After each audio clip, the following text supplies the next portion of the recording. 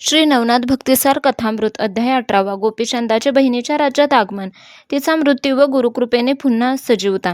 गोपीचंद राजा जालंधरनाथ गुरुजीच्या आज्ञेने वैराग्य घेऊन बद्रिकाश्रमात तपश्चर्या करण्याकरता निघाला. तो वाटेने जाताना भिक्षा मागून आपला उदरनिर्वाह चालवे. राजा बैरागी झाल्याची बातमी जो जो ऐके तो असा नीतिमान राजा पुन्हा होणार नाही असे म्हणून हळहळ करी. तो जेथे जाई तेथे त्यास राहण्याकरता लोक ते आग्रह करीत, परंतु तो त्यांचे भाषण मनास न आणता पुढे मार्गस्थ होई. हिंडता हिंडता काही दिवसांनी तो गौड बंगाल टाकून कौलबंगाल्यात गेला. तेथे पौलपट्टण नगरात त्याची बहीण चंपावती राहत होती. तेथील तिलकचंद राजाची ती सून होय. तो राजाही गोपीचंदाप्रमाणेच ऐश्वर्यवान होता. त्याच्या पदरी द्रव्याची अनेक भांडारेच्या भांडारी होती. अशा राजघराण्यात चंपावती ही सासूरवाशीण होती. ननंद जावा दीर ह्यांना ती देवाप्रमाणे माने. काळासारखा प्रतापी असा तिचा सासरा होता. सासू देखील मोठी व दास्त बायको होती. तेथे त्यांना गोपीचंदाचा वृत्तांत समजला तेव्हा ती सर्व टीका करू लागली की गोपीचंद राजा षंड खरा, याने राज्याचा विनाकारण त्याग केला आणि आता हा दारोदार भीक मागत फिरत आहे. मरण आले तरी बेहत्तर, पण क्षत्रिय धर्म काय भीक मागण्याकरता आहे? या नपुंसकाने जन्मास येऊन कोणते शौर्याचे कृत्य केले? कुळाला बट्टा मात्र लावला. याने आमच्या तोंडाला काळे लावले. लोकांमध्ये फटफजिती झाली. आता आपण काळे तोंड दाखवीत फिरत आहे. यापेक्षा हा वेडापिसा जन्मताच मेला असता तरी चांगले झाले असते. अशा प्रकारचे त्यांनी बहुत वल्गना केली. परंतु ही त्यांची भाषणे ऐकून चंपावतीस फार वाईट वाटे. तेव्हा ननंदा जावा तिला जास्त लावून बोलू लागल्या. इकडे गोपीचंद फिरत फिरत त्याच नगरीत येऊन पोहोचला व पाण्याच्या आश्रयास बसून श्रीहरीचे गुणानुवाद गात बसला. तो गोसावी झाला होता तरी मोठा तेजस्वी दिसे. चंपावतीच्या काही दासी अकस्मात तिकडे गेल्या होत्या. त्यांनी त्यास पाहिले व लागलेच ओळखले. त्यांनी ही बातमी प्रथम चंपावतीस सांगितली व नंतर सर्वांच्या कानावर घातली. तेव्हा गोपीचंद आल्याने आमची फजिती होऊन लोक नावे ठेवतील म्हणून संतापून राजा तिलकचंद हवे तसे बोलू लागला. घराच्या मनुष्यांनी हे चिश्या तोंडसुख घेतले व तिलकचंद राजाने घरात जाऊन सांगितले की आता गडबड करून फायदा नाही. तो घरोघरी भीक मागेल व आमक्याचा अमुक म्हणून लोक म्हणतील, तेणेकरून आपलाच दुर्लौकिक होईल. तर आता त्यास गावातून आणून अश्वशाळेत ठेवा.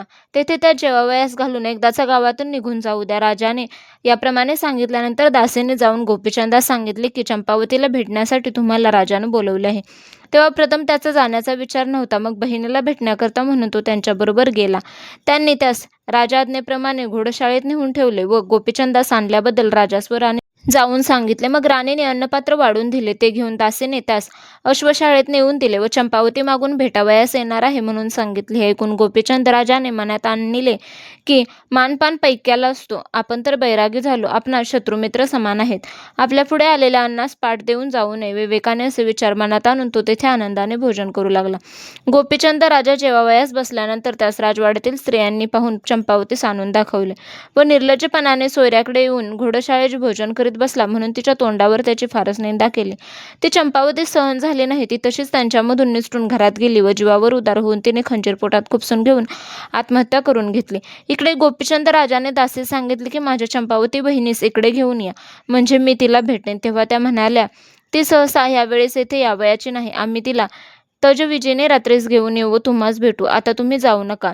ते त्यांचे म्हणणे ऐकून रात्री चंपावती भेटेल म्हणून ते त्याने कबूल केले. मग दासी तेथून निघून राजवाड्यात गेल्या व चंपावतीस पाहू लागल्या व तिची भयंकर दशा झालेली पाहून त्या दुःखी झाल्या. त्यांनी लागलेच वर्तमान सर्वांस कळविले. तेव्हा घरची सर्व मंडळी धावून गेली.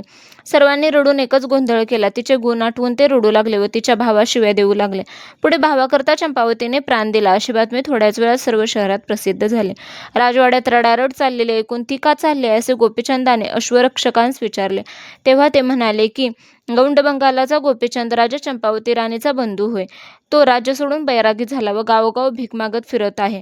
हे दुःख त्या राजाच्या बहिणीला सहन न होऊन तिने पोटात खंजीर खुपसून जीव दिला.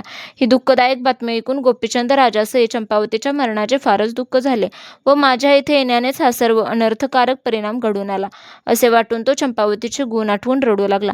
मग चंपावतीचे प्रेत दहन करण्याकरता राजवाड्यातील लोक घेऊन जाऊ लागले. तेव्हा गोपीचंद ही प्रेताबरोबर चालला. जाताना त्याच्या मनात अशी कल्पना आली की जर ही गोष्ट अशीच राहू दिली तर जगात माझी अपकीर्ती होईल. यास्तव बहिणीचे प्रेत उठवावे व सोयऱ्यांनाही थोडासा आपल्या प्रतापाचा चमत्कार दाखवावा. योग घेतला म्हणून या लोकांनी मला तृणासमान मानले. यास्तव नाथपंथाचा प्रताप यांना प्रत्यक्ष दाखवावा. यांनी आमच्यात बिलकुल पाणी नाही असा ग्रह करून आमची मन मानेल तशी निंदा करून मानहानी केली. यास्तव नाथपंथाचा तडाखा दाखवल्या वाचून ठेविता कामा नये असा विचार मनात आणून तो स्मशानामध्ये प्रेताजवळ उभा राहिला आणि म्हणाला, मी सांगतो ते कृपा करून ऐका. तुम्ही प्रेत दहन करू नका. मी जालंधर गुरूस आणून प्रेत उठवतो. या प्रसंगी मी येथे असता भगिनीचे प्रेत वाया जाऊन दिले तर नाथपंथाची मातब्बरी ती काय? ह्या त्याच्या बोलण्याकडे कोणीच लक्ष दिले नाही. ते त्याची उलट कुचेष्टा करू लागले. मेल्यावर कोणी जिवंत होत नाही असे अनेक दाखले देऊ लागले. तेव्हा गोपीचंद म्हणाला, तुम्ही म्हणता ही गोष्ट खरी, पण माझ्या गुरुचा प्रताप असा आहे की त्याची कीर्ती वर्णन करताना सरस्वती दमली. त्याने कानिफासाठी अवघे देव पृथ्वीवर आणले. मी त्यास घोड्याच्या दिल्लीच्या खाचीत पुरून टाकले व 11 वर्षानंतर त्यास बाहेर काढले, पण जसाच्या तसा कायम. तुम्ही 4 दिवस प्रेताचे रक्षण करा, म्हणजे मी गुरुस आणून बहिणीस उठवितो.